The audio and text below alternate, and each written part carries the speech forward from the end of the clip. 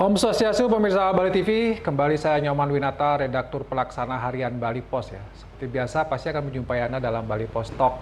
Dan kita akan mencoba di edisi kali ini mengulas tentang sisi ekonomi, karena kita sudah mengakhiri tahun 2022 dan akan memasuki atau sudah memasuki tahun 2023. Tentu menarik untuk kita kupas bagaimana perjalanan ekonomi kita di tahun 2022 dan bagaimana nanti ke depannya di tahun 2023. Kita akan mewawancarai pengusaha senior di Bali, Bapak Panudian Akun. Kita sapa dulu. Om Swastiastu, Pak. Om Swastiastu, ya. Apa kabar, Pak? Gimana kabar? Sehat ya, Pak? Ya, sehat-sehat ya. Selamat Hari Natal dan Tahun Baru ya, Pak ya. Terima kasih. Ya. Pak, kalau kita bicara tentang ekonomi Bali tahun 2022, kan awal itu masih pandemi, kemudian dalam pertengahan sudah mulai mereda, ada G20 di akhir dan segala macam. Gimana menurut pandangan Pak Kun ketika kita bicara tentang ekonomi Bali di tahun 2022? Tahun 2002 itu kan memang sebagian sudah recovery, sebagian belum. Jadi kemarin kan G20 itu yang dipakai kan hanya 24 hotel yang dipakai official oleh delegasi. Itu pun yang waralaba asing dan 5-star lokal ya. Jadi tidak semua hotel itu isi ya. Hotel kecil-kecil kita kan banyak. Ada ribuan hotel kan, termasuk angkutan wisata, termasuk toko-toko pun tidak Tapi tidak apa-apa, kita kan lihat positifnya saja dengan G20 yang sukses kemarin. Mudah-mudahan tahun depan akan membawakan hasil bahwa Bali itu aman untuk dikunjungi. Cuman banyak menteri atau pakar bilang tahun depan ekonomi sulit. Kalau saya optimis saja, memang kalau ngomong pangan, ngomong energi itu kan orang tertentu yang monopoli itu kan. Nah, Indonesia ini kan sebetulnya kan kalau secara nasional ekspor kita kan nomor 1 kelapa sawit hebat, batu bara hebat, kan begitu-gitu kan. Nanti nikelnya hebat, banyak kita sumber daya alam, maka kita termasuk negara G20 walaupun banyak masyarakat masih miskin kan gitu kira-kira. Nah, untuk Bali ini sebetulnya pariwisata yang ikonnya paling baik itu untuk wisata luar negeri itu Bali, karena di mana-mana unik budaya Hindu ya. Budaya Hindu itu sangat menarik, sama pesaing kita kalau di Bangkok, Thailand area, Myanmar area itu karena yang unik itu. India juga begitu. Nah, makanya kita nggak usah takut lah Bali. Cuman karena Bali ini kamar hotel udah terlalu banyak, soko guru ekonomi kita kan Bali, Pak. Yang lainnya itu nanti mengikuti pertanian, perkebunan, perikanan, ekspor. Kalau pariwisata itu sukses, akan kebagian rezeki. Karena kadang-kadang orang kan liburan dulu. Jadi turis, one day dia lihat-lihat, beli barang di Ubud, beli barang di Gianyar, beli barang di Pasar Badung, akhirnya dia bisa ekspor. Kan begitu kira-kira. Kecuali yang sudah dari awal jadi eksportir, atau dari apa memang dia import tuna, import ikan, import handicraft, import keramik, itu lain lagi. Jadi ini tourism itu juga membawa calon investor. One day itu kan jalan-jalan dulu ke Bali. Setelah itu kan apalagi ini ada visa second home, ya, gitu. Second home ya. Misalnya Bisa itu orang-orang kaya yang udah senior, pensiunan, harapannya kan tinggal lama di Bali tahunan. Ya at least akan spend money, atau mungkin beli rumah di Bali, atau nyewa villa di Bali, atau nyewa rumahnya orang di Bali. Paling tidak kan buka lapangan kerja, satu sopir, satu tukang kebun, satu pembantu, kadang-kadang istri baru lagi kan. Jadi kita optimis saja. Kalau saya begitu. Jadi kita lihat nanti. Kalau Bali ini kan sebetulnya kan memang masih banyak barang-barang yang diimpor. Misalnya kan itu kan apa gandum, daging, buah-buahan.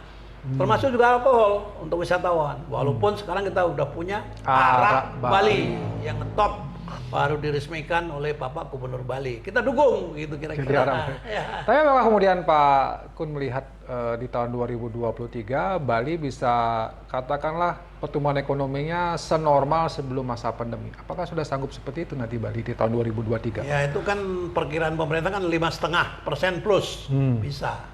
Karena bagaimanapun kan orang itu mau berlibur bagaimanapun, walaupun sedikit. Artinya walaupun terjadi krisis global, krisis keuangan global, tetap orang akan berlibur. Ya akan berlibur. Liburan kan paling seminggu atau 2 minggu.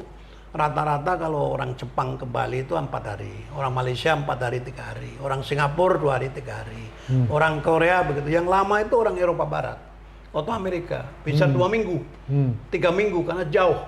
Dia kan mau pinggir pantai, di samping dia lihat budaya Bali, dia mau relax. By day itu breakfast di hotel, makan siang di hotel, makan malam di hotel. Makanya yang akan laku itu kan beachfront semua. Kuta beachfront, Sanur beachfront, Nusa Dua beachfront. Kalau mau culture banget ya ke Ubud. Ini kalau yang orang-orang Eropa Barat, karena jauh kan. Kalau soal pantai itu negara sana ada, tapi musim summer only kan, misalnya ke Spanyol, ke Portugal, ke Turki yang dekat-dekat, ke Italia, ke Greek, itu juga punya pantai, tapi itu kan summer only. Jadi mulai Mei sampai Oktober lah. Sekarang kan winter ini orang datang ke sini, liburan ke Bali. Liburan ke Bali Pak ya. Jadi gitu. memang artinya Bali ke depan ini masih punya peluang yang kalau Pak Kun tadi mengatakan optimis ya tahun 2023 ini kita akan optimis kalau saya. Ya, misalnya apakah ada kendala-kendala yang masih mengganjal kira-kira? Karena kan ya pandemi sudah mulai sangat melandai gitu ya. Tapi maksud saya apakah nanti kita akan senormal sebelum pandemi atau masih menunggu waktu 2 atau 3 tahun lagi untuk bisa sampai normal? Banget tidak bisa. Masih belum Pak ya? Penerbangan itu kan mahal sekarang. Jadi sekarang kalau ke Eropa itu ekonomi kelas saja 50 juta. Oh, penerbangannya masih mahal ya? Karena sekarang kan banyak pesawat-pesawat yang dulu low cost carrier itu nggak terbang lagi. Kenapa? Nah, dia dijual dengan harga biasa dan banyak pesawat itu tua-tua sudah nggak layak terbang lagi. Nah, itu salah satu. Mungkin nanti akan krisis pangan ini dan itu, tapi kita nggak usah khawatir. Bali kan sebetulnya nggak perlu import pangan, beras kita punya. Punya ya. Katakanlah gitu kan, gula kita punya, garam kita punya, buah kita punya, pokoknya makan barang lokal aja lah. Nah, kebetulan wisatawan itu kan bawa dolar kan, walaupun dia bayar rupiah, tapi itu kan valuta asing, misalnya dari Australia sekarang yang banyak kan. Mudah-mudahan nanti Korea, RRT, Jepang juga akan hadir ke sini, karena di Cina kan masih lockdown. Jadi saya optimis di situ, pokoknya kita nggak usah nyimpang dulu lah. Yang sudah-sudah itu tourism industry ini, kalau itu sukses, yang lain mengikuti. Jangan dibalik dulu, take time. Karena lahan di Bali kan terbatas, pertanian terbatas. Yang bebas itu hanya ke lautan. Cuman kita perlu nambah kapal. Itu kan bisa lepas pantai, bisa sampai ke Papua, bisa sampai ke NTT, mana saja kalau kapal nangkap ikan misalnya kan. Itu kan bisa nangkap lobster, nangkap tuna, itu bisa jauh dari Bali. Tapi kalau pertanian kan terbatas. Malah banyak pertanian tuh hilang. Karena dibangun villa, dibangun apalagi kan begitu kira-kira. Jadi belumlah akan senormal sebelum pandemi, masih butuh waktu ya, karena juga terpengaruh faktor-faktor eksternal ya Pak. Ya, jadi itu kalau kita mau penuh dulu itu kan ngomongin 30.000 turis tiap hari, baik overseas maupun domestik. Itu sebelum 2019, 2018 itu waktu booming. Itu pun hunian juga nggak terlalu penuh. Iya, masih di rata-rata 55%. Karena yang Bali Utara, Bali Timur, kota ya, di kota itu misalnya Sunset Road, Dewi Sri area atau Kumar area, hotelnya itu nggak full banget. Waktu normal itu ya. domestik aja. Rata-rata, tapi ini kan yang beachfront tadi, yang Kuta beachfront, Sanur beachfront, Nusa Dua Ubud itu hunian udah hampir 90%. Nah, ini yang bagus. Karena tadi orang jauh kan mau pinggir pantai kan gitu. Tadi Pak Kun mengatakan bahwa kita belum bisa katakanlah beralih switch ke pertanian. Masih kita harus mengandalkan pariwisata di tahun 2023.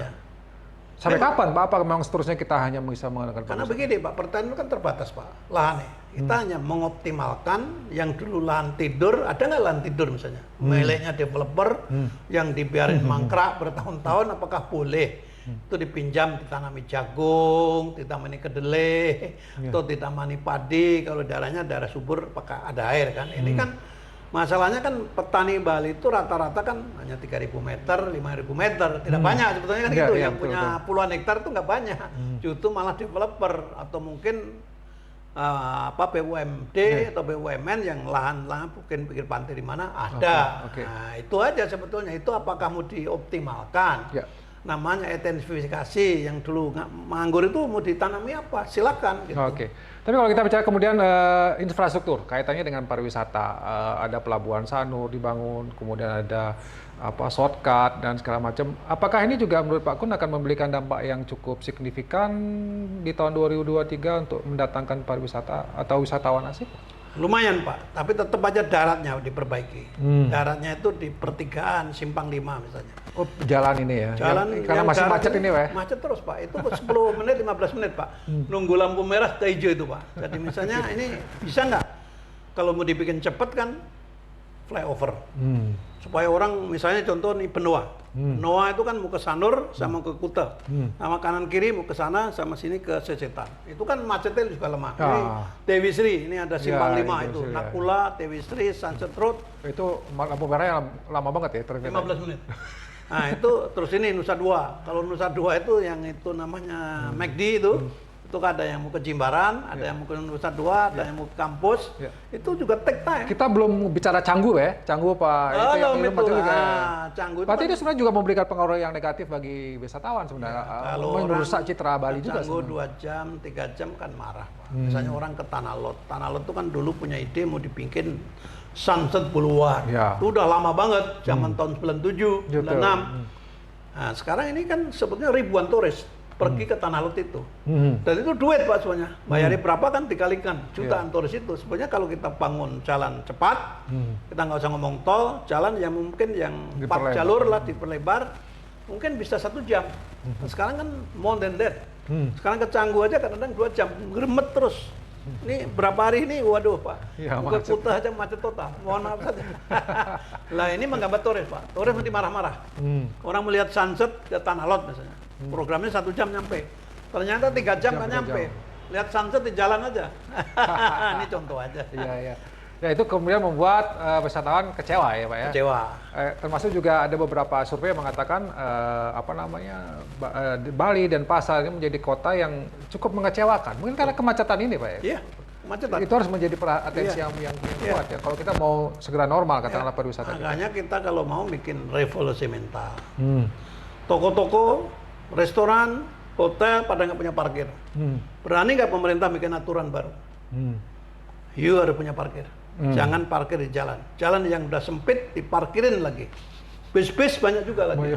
Kita punya sentral parkir. Kenapa bis-bis besar itu tidak parkir aja sentral parkir? Kita pakai shuttle. Yang minibus itu bayar berapa kan? Mungkin 2.000, 3.000 di drop ke mana? Pantai Kuta, di drop Pantai Legian. Sebenarnya kan ada apa-apa. Ini buka UKM. Jadi minibus pemilik lokal itu juga dapat rezeki sebetulnya.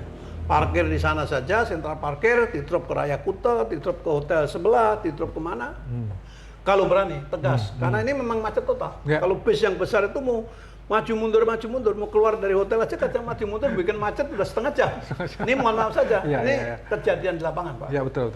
Nah ini kalau tegas, revolusi mental, Pemda yang ngatur memang harus Pemda Pak. Nah begitu. Agak sulit bisa sebetulnya. Baik, sebagai closing statement dari Pak Kun.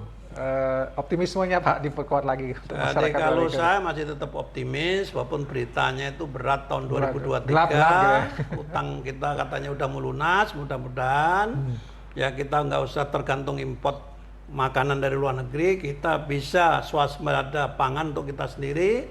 Energi memang kita juga punya energi sendiri sebetulnya kan, pakailah produk lokal itu. Saya rasa kalau itu tourism industri jalan terus, yang lain akan mengikuti. Kita optimis Bali tetap maju lah gitu. Memang belum seperti tahun 2019. At least ada peningkatan. Gitu. Terima kasih. Baik, terima kasih Pak Kun dan terima kasih pemirsa atas perhatian Anda di Bali Post Talk kali ini. Saya menggarisbawahi bahwa memang gelap-gelap di tahun 2023 karena persoalan ekonomi global dan lain sebagainya. Tapi kita harus optimis ya Pak Kun ya. Dan mudah-mudahan ini menjadi konsen kita bersama, optimisme ini sehingga kesejahteraan kita di tahun 2023 menjadi lebih baik lagi. Sekali lagi terima kasih. Saya tutup dengan Pramosanti. Om Santi Santi Santi Om. Terima kasih, sampai jumpa. Terima kasih.